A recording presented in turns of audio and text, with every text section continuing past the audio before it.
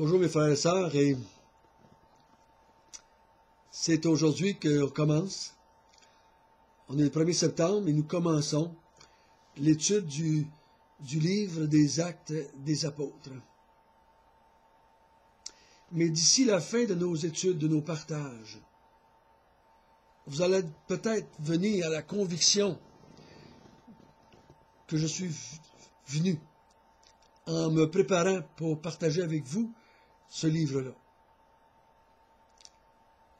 J'avais déjà entendu, quand j'ai fait mes études, que certains appelaient ce livre les Actes du Saint-Esprit. Et je suis plus convaincu aujourd'hui que c'est peut-être le titre qu'on aurait dû donner.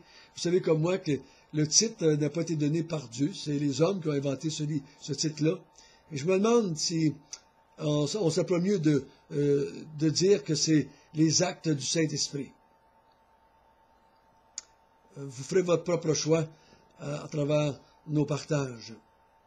Donc, depuis le mois de mai, à la fin du livre de Jean, j'ai commencé à lire, à relire, à écouter, et à réécouter, à écouter des sermons, des études de d'autres. J'ai lu des livres, j'ai écouté des vidéos sur le sujet des Actes des Apôtres, et je suis maintenant, je pourrais comment dire, plein d'informations que j'ai hâte de vous partager. J'ai été fortifié, j'ai été encouragé, j'ai été poussé par l'Esprit de Dieu à la louange, à la reconnaissance de ce que Dieu fait dans le monde aujourd'hui. Je suis de plus en plus convaincu que l'Église, c'est l'œuvre de l'Esprit Saint et non pas l'œuvre d'hommes, de femmes, d'évangélistes qu'on appelle, de missionnaires. C'est tous des instruments que l'Esprit de Dieu va utiliser. Mais c'est son œuvre à lui. Nous allons voir cela dans nos partages.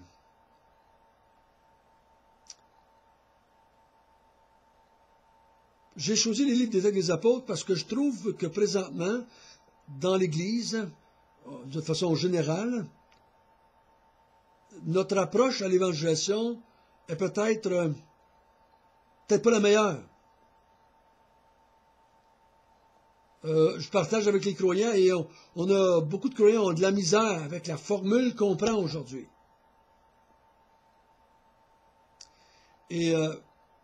Et souvent, quand on pense aux Actes des Apôtres, on pense à évangélisation. Mais vous allez voir que c'est pas ça qu'on va faire, nous. On n'en parlera pas. J'utilise de moins en moins le mot évangélisation dans ma vie chrétienne parce que je trouve que ça donne pas une bonne direction à ce que nous faisons. Quand on parle d'évangélisation, on met le focus sur l'inconverti et sur celui qui évangélise. Je ne crois pas que le focus devrait être là. J'aimerais mieux qu'on parle de « je suis en train de glorifier mon Dieu parmi les non-croyants ». Et quand je dis que je suis en train de glorifier mon Dieu parmi les non-croyants, automatiquement, le focus, c'est Dieu. C'est pas le non-croyant, puis c'est pas moi. Donc, on va voir ça en s'en allant que les apôtres ne parleront pas d'évangélisation dans les actes. Ils vont surtout essayer de convaincre les Juifs dans les premiers 10-12 chapitres que Jésus est ressuscité. C'est ça qu'ils vont faire. Ils vont glorifier Dieu, puis ils vont glorifier Jésus, parce que Dieu a ressuscité d'entre les morts Jésus qu'ils avaient crucifié. Et c'est ça qui va emmener de la gloire à Dieu. En faisant cela, il y a des gens qui se convertissent.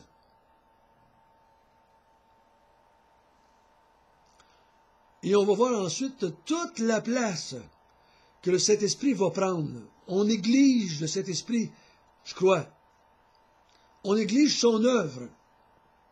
Et si on néglige trop l'œuvre de l'Esprit pour construire l'Église, on a tendance à faire plus des choses par la chair. On a tendance à se fier plus à nos organisations, à nos programmes, à nos méthodes, à nos sorties, à nos campagnes d'évangélisation, qu'à l'œuvre de l'Esprit Saint, qui, lui, est en train de bâtir l'Église avec Jésus-Christ, ou Jésus-Christ utilise le Saint-Esprit pour bâtir l'Église. Et nous allons voir ensemble à quel point c'est important de réaliser ça pour nous. Que nous sommes seulement des outils dans l'œuvre de bâtir l'Église. Et nous allons voir que je crois que c'est une des raisons. C'est une des raisons pourquoi Luc va écrire ce livre-là à Théophile. Il veut lui montrer que ce qui est en train de se passer dans l'Empire romain, ce n'est pas l'œuvre des hommes, mais l'œuvre de Dieu à travers le Saint-Esprit. Il va montrer à Théophile que c'est Dieu qui est en train de faire de quoi et non pas des hommes. Que ces hommes-là sont seulement des outils.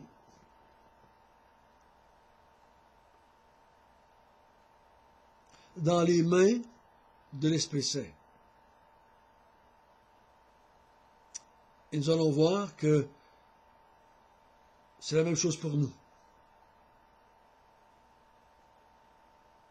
On doit se fier plus à ce que Dieu est en train de faire pour bâtir l'Église que ce que nous essayons de faire pour bâtir l'Église. J'ai l'impression, des fois, que nous voulons bâtir l'Église. Nous sommes seulement des instruments que Dieu utilise pour bâtir l'Église. C'est bien différent.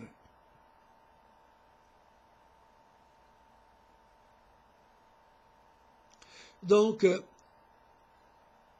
pour les quelques minutes qui restent, on va regarder à l'auteur, qui est Luc. Si vous avez pas jamais lu l'Évangile de Luc, ce serait bon de lire Luc avant de lire les Actes des Apôtres. Parce que Luc, quand il a écrit les Actes des Apôtres, c'était un croyant, c'était un non-juif, c'était un médecin. Comment il s'était converti, on n'est pas certain, on pense que c'est peut-être sous le ministère de Paul, et c'est pour ça qu'il travaille avec lui. Mais ce qu'on sait pour ces deux livres-là,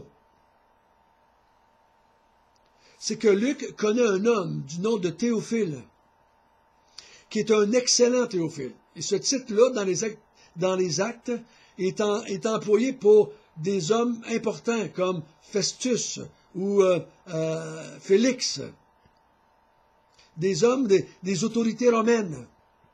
Et on croit que Théophile est une autorité romaine. Et si oui, bon, ben ça va nous aider à comprendre qu'est-ce que Luc veut lui dire. Il dit dans le chapitre 1 de l'évangile de Luc, au verset 1, je vais le lire, plusieurs ayant entrepris de composer un récit des événements qui se sont accomplis parmi nous, suivant ce que nous ont transmis ceux qui ont été les témoins oculaires, dès le commencement, et sont devenus des ministres de la parole, il m'a aussi semblé bon, après avoir fait des recherches exactes sur toutes ces choses, depuis leur origine, de les exposer par écrit d'une manière suivie, excellent Théophile, afin que tu reconnaisses la certitude des enseignements que tu as reçus. Donc, Luc, dans son premier livre, fait des recherches auprès des témoins oculaires, des événements qui sont passés dans les 3 ans que Jésus a eu son ministère en Israël. Luc va aller parler aux témoins oculaires. Je crois qu'il a parlé peut-être à des croyants comme à des non-croyants. Il a parlé à toutes sortes de monde pour savoir qu'est-ce qui s'est passé vraiment dans ces 3 ans-là. Et il envoie cette information-là à Théophile.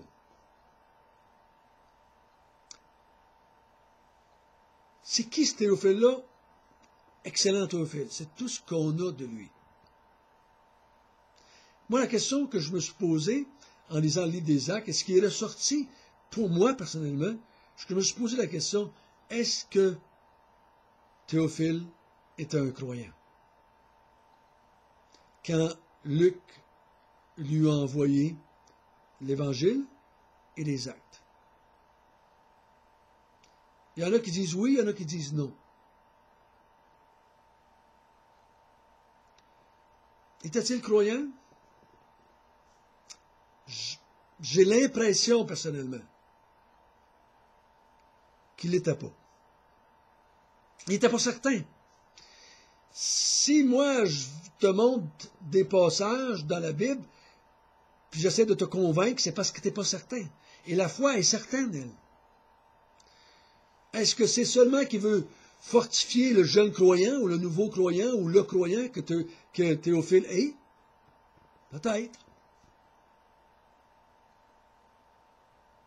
Mais peut-être qu'il n'était pas.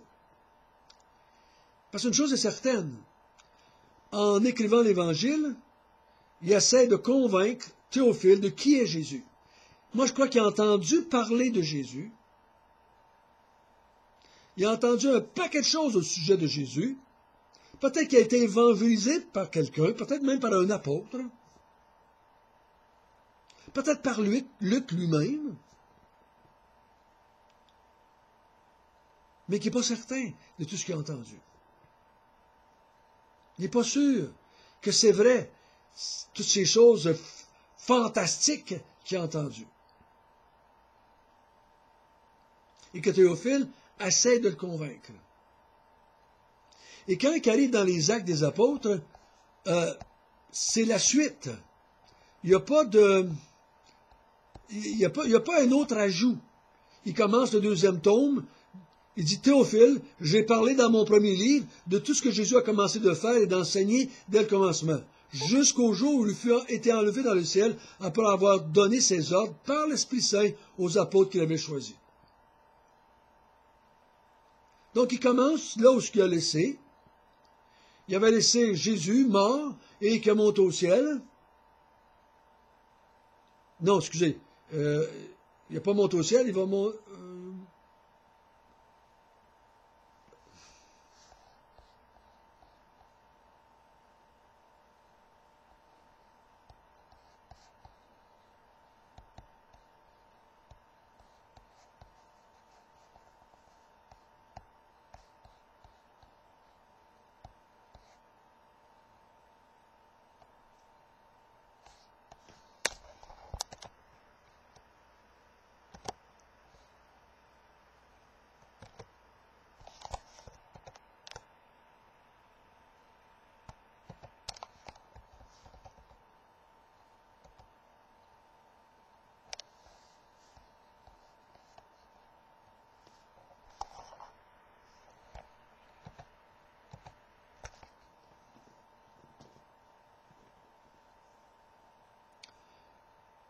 Donc, il recommence où est-ce qu'il a laissé. Jésus t'a monté au ciel. Théophile a entendu ça aussi, de la part de Luc et de la part de d'autres peut-être. Il t'a monté au ciel. Bon, est-ce que c'est Théophile le sait-il? Le croit-il? Peut-être que oui, peut-être que non. Moi, en lisant les Actes, ce deuxième tome, j'ai l'impression, j'ai quasiment envie de dire, j'ai la conviction que Luc va donner toutes les preuves possibles et imaginables à Théophile pour le convaincre qu'il est vraiment ressuscité et qu'il est vivant.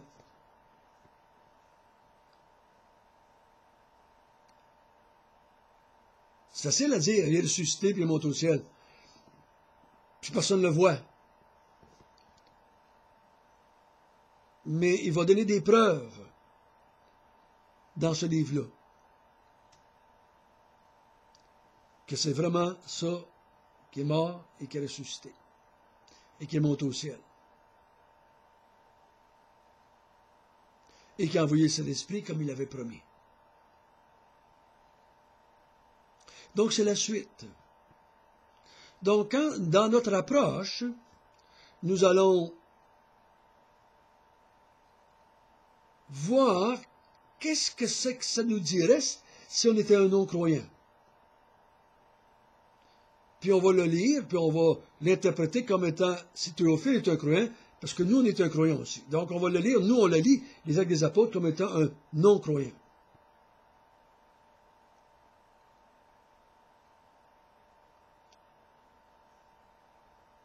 Je ne sais pas si vous avez lu les Actes des Apôtres étant un non-croyant. Je me souviens que je l'ai lu au moins 2 fois avant que je devienne un croyant. Et savez-vous qu'est-ce qui était ma réaction? C'est « Wow! » Ce livre-là, c'est un livre de science-fiction. Quand tu n'es pas croyant, hein, tu lis ça et tu dis « Ben, on fera un bon livre de science-fiction avec ça. » Des morts qui ressuscitent, des infirmes qui se lèvent debout et qui se mettent à courir, des gens qui on prend le mouchoir d'un, puis on le met sur des malades, puis ils ressuscitent, puis ils sont guéris, puis Pierre il passe, puis son ombre touche une gang de monde sur le bord de la rue, puis ils se lèvent tous debout guéris. C'est un vrai livre de science-fiction, cette affaire-là.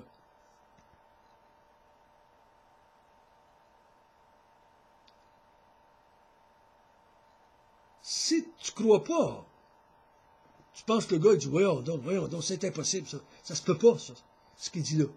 C'est pour ça qu'aujourd'hui, dans notre société, on enlève tous les miracles, on dit que c'est inventé par les apôtres, ça ne peut pas être vrai, c'est du fantastique, c'était exagéré de ce qui s'est passé. Donc on ne croit pas. C'est de la science-fiction. Mais quand on le lit en tant que croyant, on va y voir autre chose, vous allez voir. Tout d'un coup, on est fortifié dans notre foi. C'est plus de la science-fiction. Je crois qu'on va voir ça avec Théophile. Je ne sais pas si c'était à 100%, c'était non-croyant. Mais s'il ne l'était pas, j'espère qu'il a été convaincu quand il a lu les Actes des Apôtres. Si vous n'avez pas lu les Actes des Apôtres d'une façon rapide et que vous aimez lire, moi je vous dis, assisez-vous, prenez-vous sur une belle longue chaise, assisez-vous dehors, à l'ombre, et ça ne prend pas si de temps que ça de lire 21 chapitres,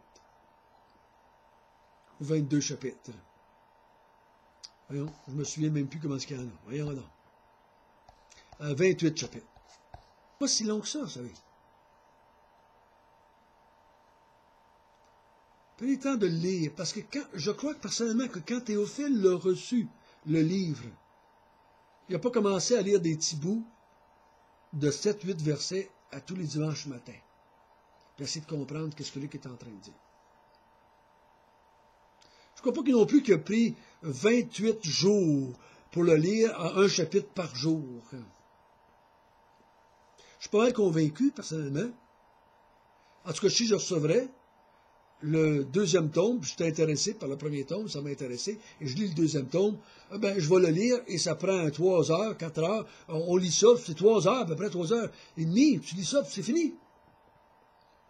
Et si vous pouvez lire, comme j'ai fait, lire les Actes des Apôtres, toute d'une frippe, 3 heures, et le lire pendant 5 jours de suite, tous les jours, 5 jours, et vous allez voir, ça vous donne une impression différente. Différente. Je vous encourage à le faire. Et si vous le faites, lisez-le une fois en vous mettant dans la peau d'un inconverti comme Théophile, ou mettez-vous dans la peau d'un jeune croyant comme Théophile. Qu'est-ce que ça nous dit à nous aujourd'hui? Je suis convaincu qu'à la fin de ce livre, vous allez être encouragés avec moi par ce que Dieu nous montre dans ce beau récit qui couvre une période de 30 à 40 ans. Prions ensemble. Notre Père du ciel, nous te remercions que tu nous as laissé ce livre par la main de Luc. Tu veux nous dire quelque chose.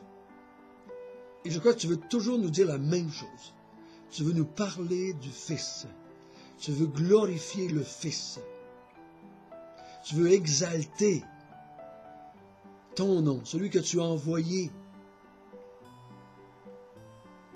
C'est là votre but. Le but, c'est pas de nous donner des méthodes, c'est pas de nous donner un show-off, c'est pas de nous montrer comment faire, c'est d'exalter quelqu'un. Et quand nous lisons les Actes des Apôtres, c'est vraiment une gang d'hommes et de femmes qui sont des exaltés de la part face à ce que Dieu a fait, à ce que Jésus est en train de faire. Ils sont émerveillés de l'œuvre de Dieu autour d'eux. C'est, j'espère, c'est ce que je prie qui va se passer dans nos vies. Conduis-nous, car nous voulons faire ta gloire. Amen.